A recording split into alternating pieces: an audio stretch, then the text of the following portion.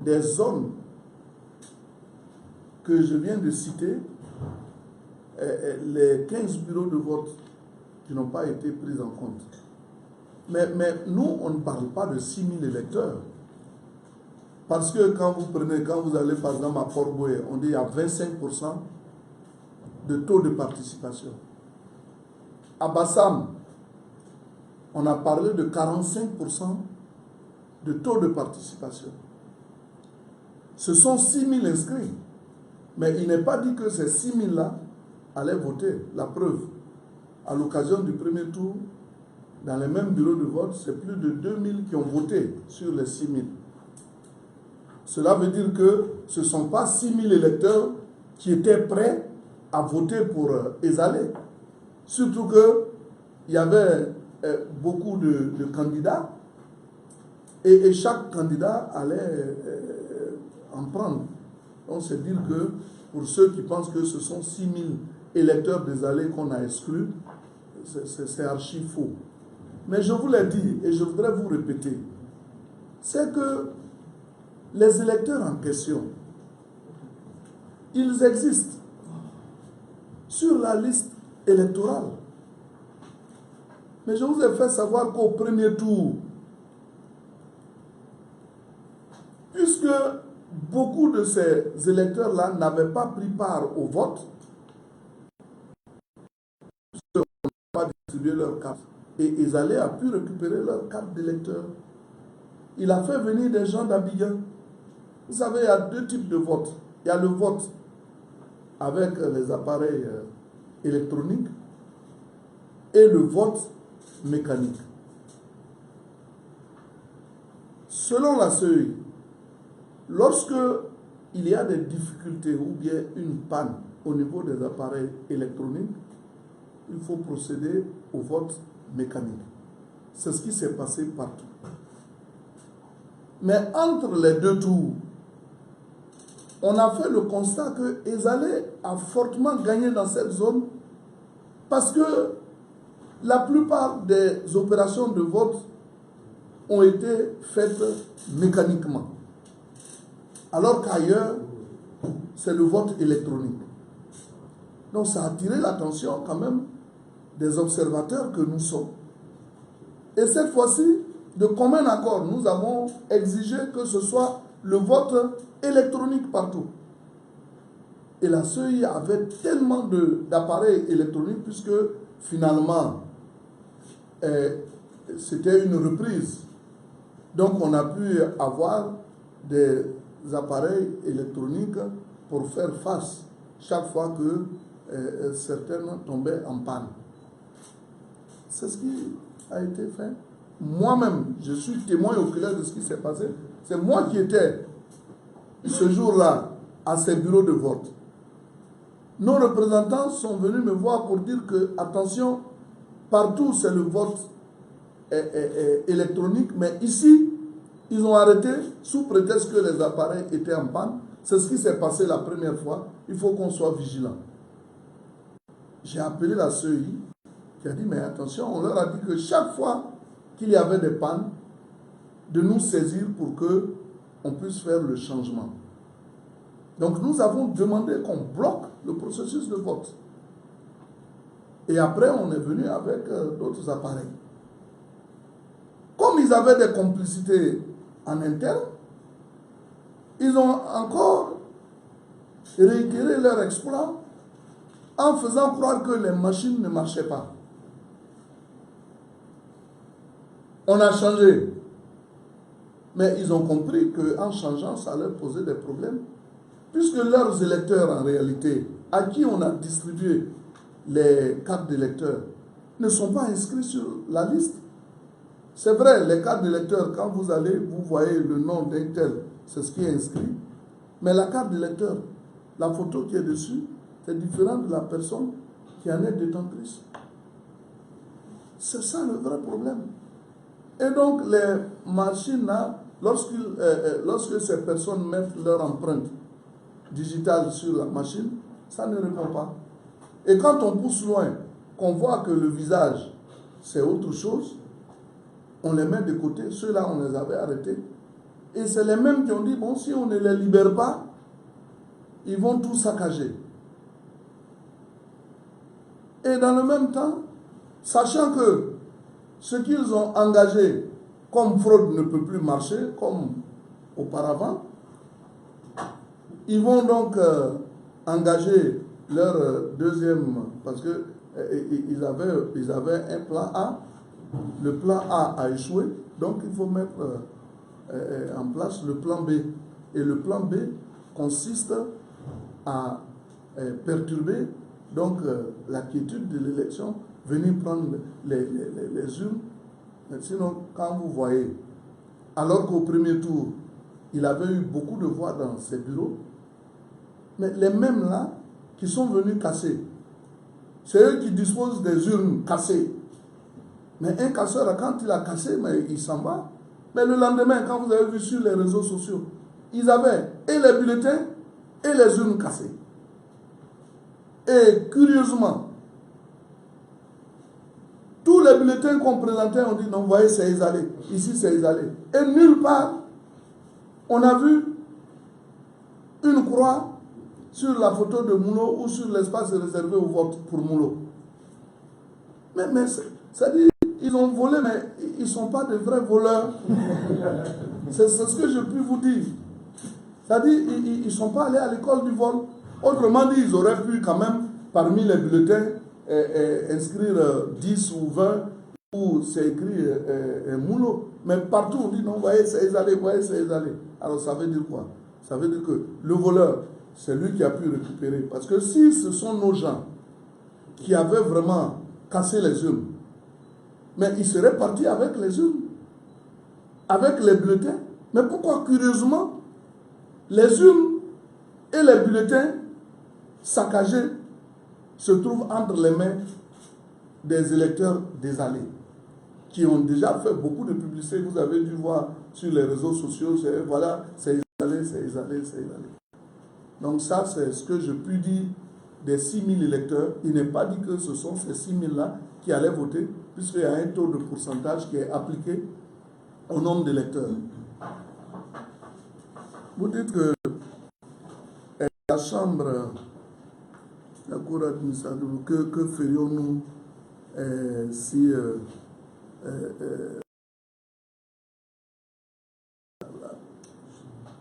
non, la Chambre de la Cour suprême annule les élections. Nous, vous dites que est-ce que ce n'est pas une façon d'amener les gens à ne pas annuler les élections? Si vous avez bien suivi le cours de mon propos,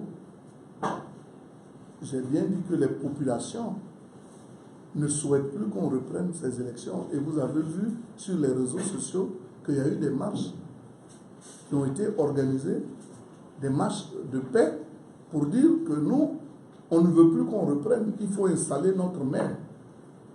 Donc c'est le cri de cœur des populations que moi j'essaie de transposer ici au niveau de ma conférence de presse, pour dire que les populations vraiment ne souhaitent plus qu'on reprenne les élections.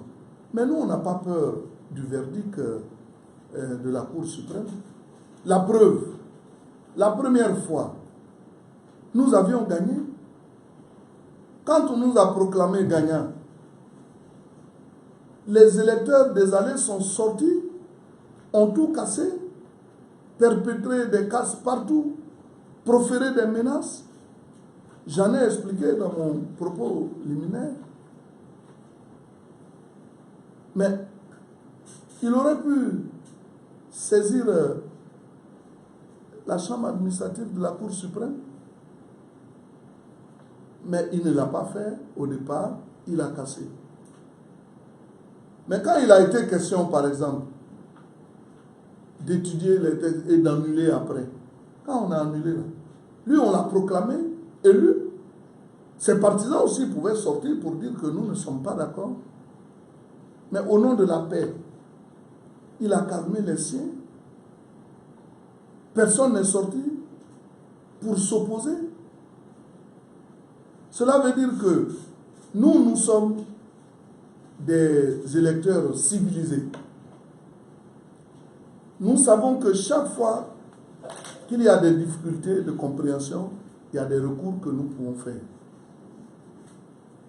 Même si, moi je le dis, que vraiment les populations ils seront pris pour responsables, mais c'est une sonnette d'alarme. Parce que trop, c'est trop. Même si vous dites que le monsieur, vous le voyez, il est comme ça, il n'est pas agressif, c'est un homme modéré, il est très ponctuel, il travaille bien, et puis c'est quelqu'un qui réfléchit. Mais n'allez pas le provoquer. Si vous dites non parce qu'il ne parle pas, vous le provoquez, mais vous ne savez pas. Quand on dit, quand vous faites un aveu, vous voyez qu'il vous insulte, faut avoir peur. C'est que son pied est sur le caillou. C'est ce que je veux dire. Donc, moi, je sais que la Cour suprême va dire le droit. La première fois, pour des problèmes de paix, la Cour suprême a donné son verdict. Mais cette fois-ci, nous souhaitons qu'elle tienne compte de ce qui peut se passer si d'aventure des décisions sont données allant dans le même sens que la première fois. Parce que nous avons des arguments valables. Et c'est pour ça d'ailleurs, nous sommes venus avec l'avocat qui suit le dossier pour dire que nous avons un dossier en béton. Moi-même, je ne suis pas juriste, mais tout à l'heure, à partir des informations que je vous ai données, vous avez des rudiments pour pouvoir asseoir votre documentation demain et puis donner l'information qu'il faut à tous vos électeurs. La preuve que 6 000 électeurs, on parle de 6 000, tout le monde... Non, et puis les gens, vous savez, il faut savoir mentir aussi. On ne peut pas venir dire non. Quand j'ai vu le secrétaire exécutif du PDCRDA, je ne dirai pas son nom parce qu'on va dire pourquoi toujours on le cite, mais c'est lui qui a fait la première conférence de presse, qui dit non, on n'a pas permis à 6 000 électeurs d'exprimer leur vote pour notre candidat. Comme si les 6 000 là vont voter. Alors qu'il y a eu 45% de taux de participation. Donc si vous appliquez à 6 000, ça va faire combien? 2 000 et quelques, 2 900. Et puis il aura des bulletins nuls. Il aura aussi, après les bulletins nuls, il y a quoi encore? Bulletins blancs. Mais quand vous allez enlever, peut-être il aura 2 000 électeurs. Dans les 2 000, ils sont combien de candidats? 3 candidats. Chacun aura sa part. Et je vous ai dit qu'il y a eu des zones où il a été, où lui a été battu au premier tour, mais au deuxième tour, il a renversé la vapeur. Quand je vois le même secrétaire exécutif dire que les populations de Mossou ont voté, ont réitéré leur espoir en votant pour, comment on appelle ça, pour Ezalé, mais c'est faux, moi j'étais là-bas. Mossou a renversé la vapeur, ils ont voté pour Moulo. Donc moi qui étais témoin oculaire, j'ai suivi de A à Z tout ce qui s'est passé. Et puis la campagne qu'on a faite là, elle était tellement organisée qu'on ne pouvait pas perdre. On ne pouvait pas perdre. C'était les faits de trucage, de vol perpétrés par le camp Ezalé. On aurait même distancé Ezalé de plusieurs milliers de voix. Puisque c'est là-bas, c'est-à-dire on s'est focalisé sur ces bureaux de vote. Parce que là-bas, la différence était nette au premier tour. Et comme on s'est focalisé à ça, bon, on n'a pas tenu compte des autres. Sinon, ailleurs, ils nous ont volé, mais comme on a déjà gagné, nous, ce n'est pas notre problème. Merci, monsieur le ministre. Chers confrères, je pense qu'avec la clarté des propos liminaires, nous allons prendre la dernière série de questions. Marc, vous souhaiterez revenir? Oui. D'accord.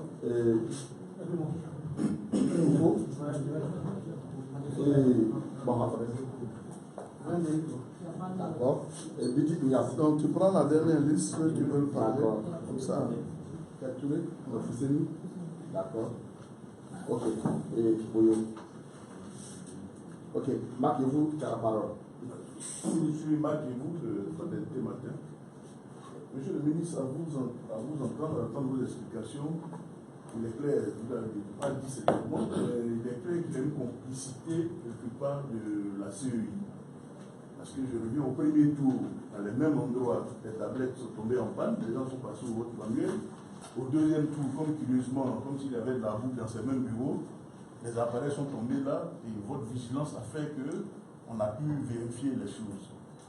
La deuxième chose, c'est que même quand on passe au vote manuel, nous avons tous des cartes d'électeurs, on a quand même nos photos, même qu'elles ne sont pas aussi nettes comme l'appareil, mais on ne confondrait pas mon visage avec le visage de mon voisin. Ça, il y a quand même un minimum de vigilance qu'on peut avoir. Est-ce que dans vos démarches, vous avez essayé de l'oreille du côté de la CEI pour chercher à comprendre un peu ce qui se passe? D'accord. À ton voisin. D'accord. Représente ton organe. Donc, bonjour, moi je suis Kofo, journaliste à l'intelligence d'Abidjan. Ma question va s'adresser à M. le maire. Alors, la première question, c'est au sujet des manifestations qu'il y a eu le vendredi dernier, 21. On a vu, on était à Bassam, et on a vu que les partisans des Alliés avaient organisé une manifestation. Ça a fait un sitting devant la mairie. Et il y a eu comme une contre-manifestation de la part de vos partisans. Est-ce que désormais ça sera comme ça? Est-ce que ça devient la norme? Chaque fois que les partisans des Alliés voudront manifester, M. Mouno fera sortir les leurs pour tenter de les contrer. Est-ce que ça sera comme ça? Et puis, ma deuxième question, c'est au cas où la Chambre administrative va confirmer votre victoire. Aujourd'hui, on a un peu l'impression que Bassam est divisé en trois pour nous qui sommes ici à Abidjan. Et puis finalement, quand même, bien sûr, là-bas, nous étions là-bas quand même, les manifestations, on a l'impression que Bassam est divisé. Alors vous, comment est-ce que vous comptez refuser tout ça au cas où la Chambre administrative confirme votre victoire? Merci. Donc, comment réconcilier en cas de confirmation? Passez le micro. Je passe par quelqu'un contre. Merci, Marc, d'avoir posé la question. Franck Boyo, derrière. Je suis Franck Boyo du quotidien Le Jour Plus. Alors,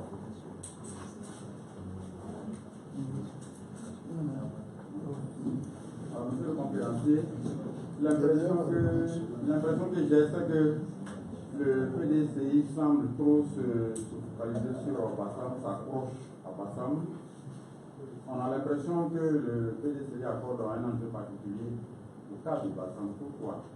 Est-ce que Bassam aurait une importance capitale et pour le PDCI? Et quelqu'un a dit, s'il vous plaît, laissez-le poser la question. Que lorsque le PDCI perd, ça devient un problème.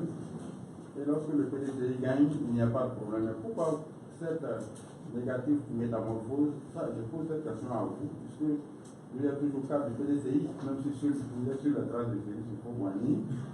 Alors, ce PDCI, votre parti, qui aurait dû être celui qui donne l'exemple aux autres. La patience, etc., le pardon, est aujourd'hui celui qu'on cite en exemple dans le mauvais sens. Alors, pourquoi cette négative métamorphose? Merci. Je rappelle que c'est une conférence du THDP. Alors, parité du genre oblige, vous avez avant de la parole. Solange. Non, à elle seule, Solange qui a le micro. Je suis Solange Aralamon, j'écris pour Presque d'Ivoire.ci. Je voudrais demander au maire Aka, votre présence ce soir aux côtés du maire élu Jean-Louis Mouno s'explique comment, quand on sait que c'est vous qui avez passé le plus loin au maire des Alliés, vous le connaissez mieux, est-ce que vous pouvez nous parler de l'homme? Merci. Une question précise adressée à M. Aka Martin, le dernier de la série Fousseni. Passez le micro, s'il vous plaît. Touré, c'est le quotidien le Patriote. Juste une question, monsieur le ministre. Vous avez tout à l'heure que vous avez eu le micro, un dossier aussi en béton. Est-ce que vous aussi avez déposé ce dossier-là à la Cour suprême pour justement pour qu'elle puisse mieux examiner et plutôt avoir le contenu des arguments que vous avez pu développer autre ces cas de fraude que dont nous avons parlé. Merci. Merci pour faire la dernière série. Monsieur le ministre, après votre permission, dans l'ordre que vous souhaiterez. Je vais le laisser par rapport aux marches opposées à Gamba, où il y a des marches qui s'opposent. D'accord. Très bien. Bien, merci M. Kofo, intelligent d'Abidjan. Relativement aux manifestations du vendredi 21 que vous évoquez, vous avez employé le terme de contre-manifestation. Je voudrais apporter un correctif. Il ne s'agit pas de contre-manifestation. Le ministre Adjoumani a clairement indiqué que sur les 6000 inscrits du quartier France et du FDFP, de ces lieux de vote-là, il y a un nombre important d'électeurs du RHDP. Le maire sortant avait invité donc ces 6000 inscrits à venir manifester pour faire valoir leur droit de vote. Donc au nombre de ces 6000 inscrits, il y a des électeurs du RHDP. Nous avons fait des scores appréciables au quartier France et au FDFP également, parce que les bureaux de vote saccagés ne se situent pas seulement au quartier France, il y a le FDFP qui se situe en ville. Donc c'est pour répondre à cette invitation du maire sortant que certains de nos partisans inscrits au FDFP, inscrits au quartier France, le maire Aka Martin, qui est premier adjoint sur notre liste, est inscrit au quartier France. Donc un certain nombre de nos soutiens inscrits au quartier France ont répondu à cette invitation à manifester du maire sortant. Donc il ne s'agissait pas d'une contre-manifestation, mais il s'agissait du même corps électoral qui s'est retrouvé donc sur ces lieux-là. Et vous avez noté que nous avons eu une approche constructive en invitant les uns et les autres au calme et à la paix. Et cette manifestation n'a pas dégénéré. Nous avons déploré 9 blessés parmi nos supporters qui ont été reçus au quartier France par des jets de pierre. Et nous avons fait prendre en charge ces blessés-là à l'hôpital général de Grand-Bassam. Donc ce n'était pas une contre-manifestation, mais simplement une réponse à l'invitation faite par le maire sortant. Sur la cohésion sociale, nous avons déjà commencé à travailler. Nous avons une liste qui est une liste d'union de rassemblement. Et dès la première défaite du maire sortant, nous avons tendu la main et nous l'avons invité à accepter cette main tendue dans l'intérêt bien compris des Bassamoises et des Bassamois. Nous l'avons invité à s'unir à nous pour contribuer au développement de Grand-Bassam. Nous avons mis en mission des religieux chrétiens et musulmans pour une rencontre. Il a toujours refusé cette main tendue, il a refusé de nous rencontrer pour pouvoir lancer un appel au calme. Mais nous continuons à travailler dans cet esprit de rassemblement, de cohésion des Bassamoises et des Bassamois. Je vais passer la parole. Pourquoi votre présence aux côtés de M. Moulou, alors que c'est vous qui avez passé le témoin? Merci, monsieur le ministre. En effet, j'ai fait la passation de charge avec le maire Ezalé. À l'époque, il entrait, il prenait fonction. Mais le maire Ezalé était sur la liste, disons, du conseil municipal conduit par le maire paix à son âme, Jean-Michel Moulot. Vous savez, nous étions à la période proportionnelle. Et le maire Ezalé se retrouvait avec Guy Kangar, paix à son âme également, qui était tête de liste de ce qu'on a appelé le COC. C'était le PDCI qui n'avait pas été retenu, donc qui s'est transformé en COC, qui avait été battu. Donc, on se connaissait évidemment, c'était des gens du PDCI qui se retrouvaient. Bien sûr, quand j'ai succédé au maire Jean-Michel Moulot, le maire Ezalé se retrouvait sur la liste. Nous avons travaillé ensemble. Alors, je le connais en tant que militant, en tant que... parce que nous avons commencé en 2001, disons, et jusque en 2012, le 29 juin 2012, quand nous avons introduit notre dossier à l'UNESCO, à Saint-Pétersbourg, pour nous voir octroyer, disons, je dirais, le qualificatif de ville historique. Donc, je connais parfaitement le maire Ezalé, je ne vais pas entrer dans les détails de famille, parce que c'est un neveu, Bon, il y a beaucoup de choses. Hein. Je pense qu'il faut simplement que le maire Ezalé comprenne, quand on a perdu par 2 fois, on devrait tout naturellement céder, comme j'ai eu à le faire avec lui. Et la vie continue à ça. Voilà ce que je voudrais dire, madame. En tout cas, voilà la précision que je voulais apporter. Ok, merci. Maintenant, la CEI complice. Je n'ai jamais dit que la CEI est complice. J'ai dit qu'il y avait des complicités à l'intérieur de certains bureaux. Parce que ce qu'il faut savoir, c'est que la CEI, ce n'est pas la CEI qui vient présider aux destinées des bureaux. Ce sont des enseignants. Ils peuvent être des professeurs, des instituteurs qu'on recrute pour être dans les bureaux de vote qui n'ont rien à voir avec la CEI. Mais le président de la CEI est dans son bureau. Il ne peut pas savoir si la machine est en panne ou pas. Et puis, ce ne sont pas les agents de la CEI qui manipulent les appareils. C'est pour cela que je dis qu'il y a des complicités internes. Ça peut exister partout.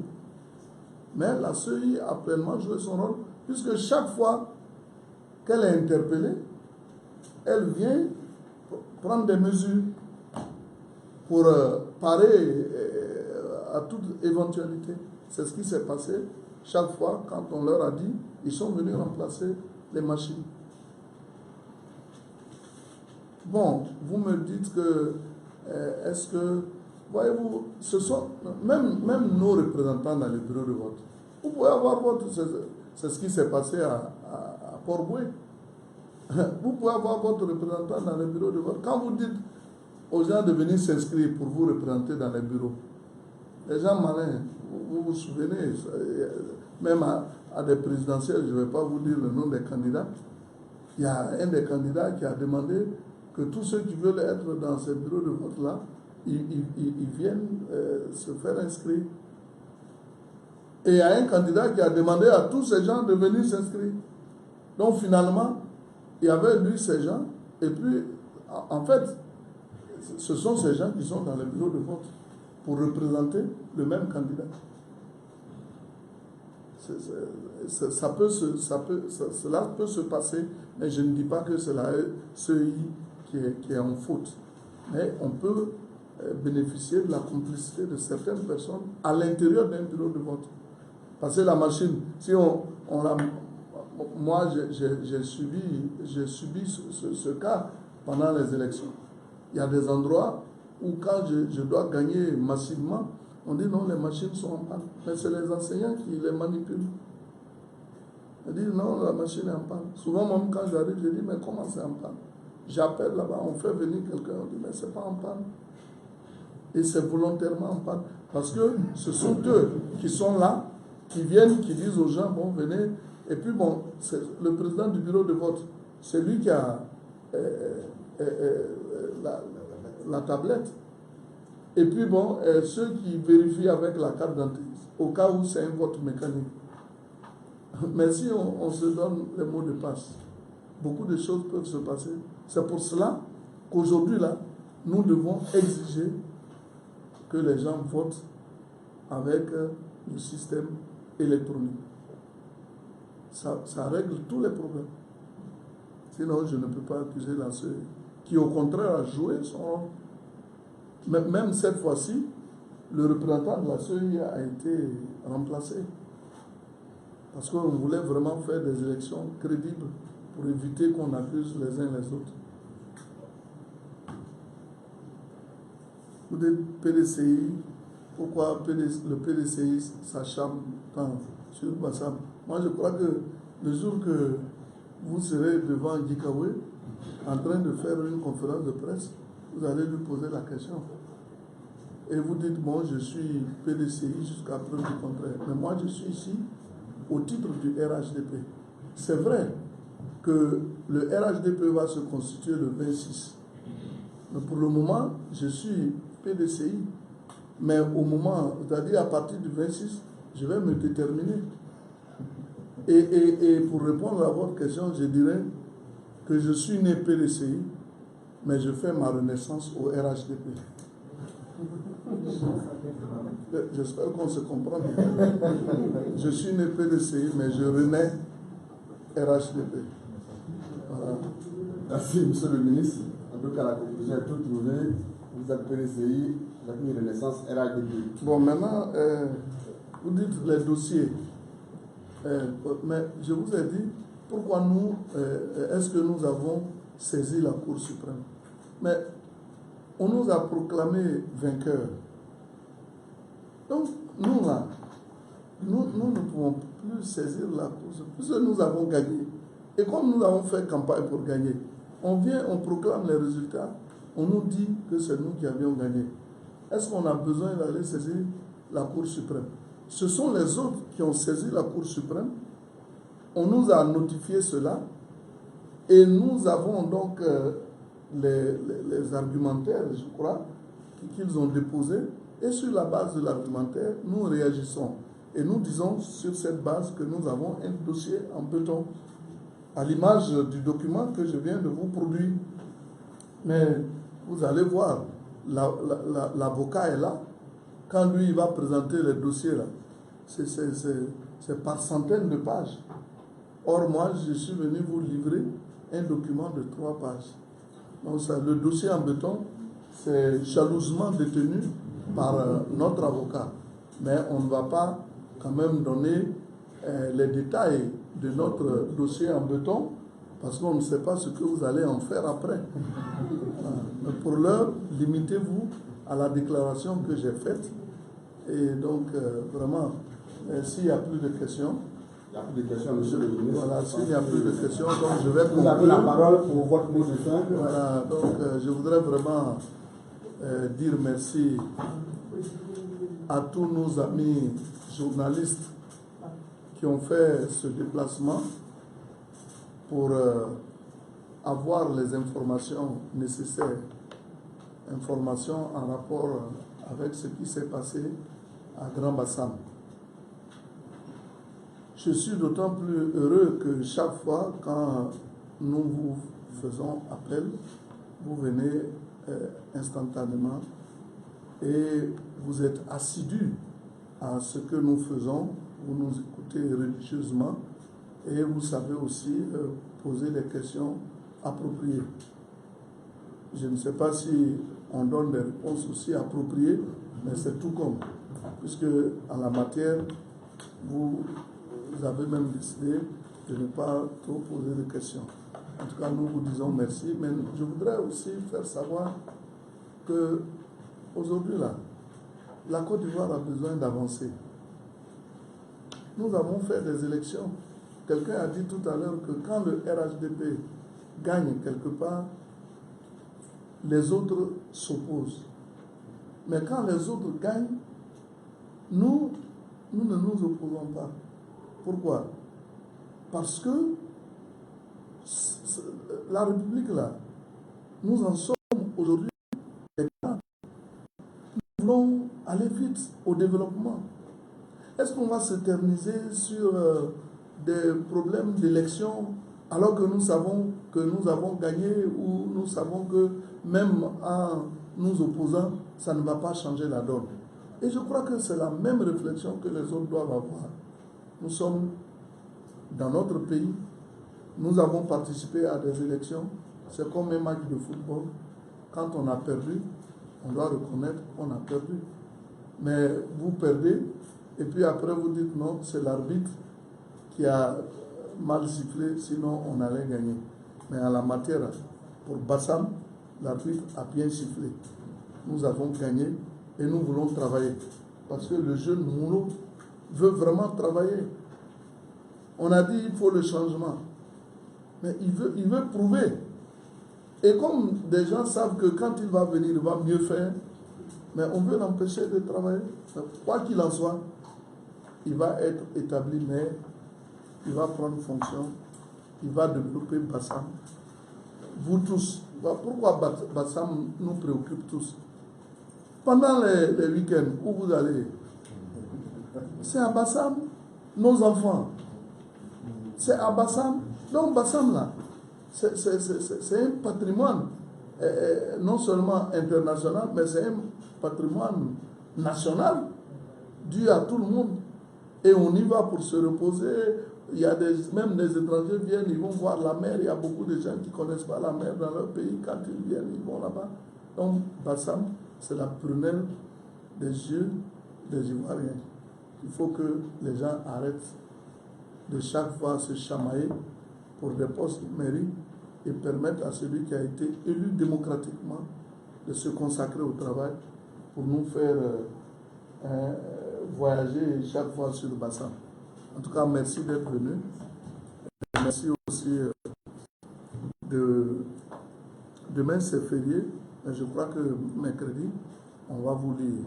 Et nous, on est heureux et fiers quand on voit qu'il y a un journal qui a bien transcrit ce qu'on a fait et qui a bien dit, mais il y a des gens qui, en fait, vous savez, il y a des gens, eux, ils transforment ce qu'on a dit.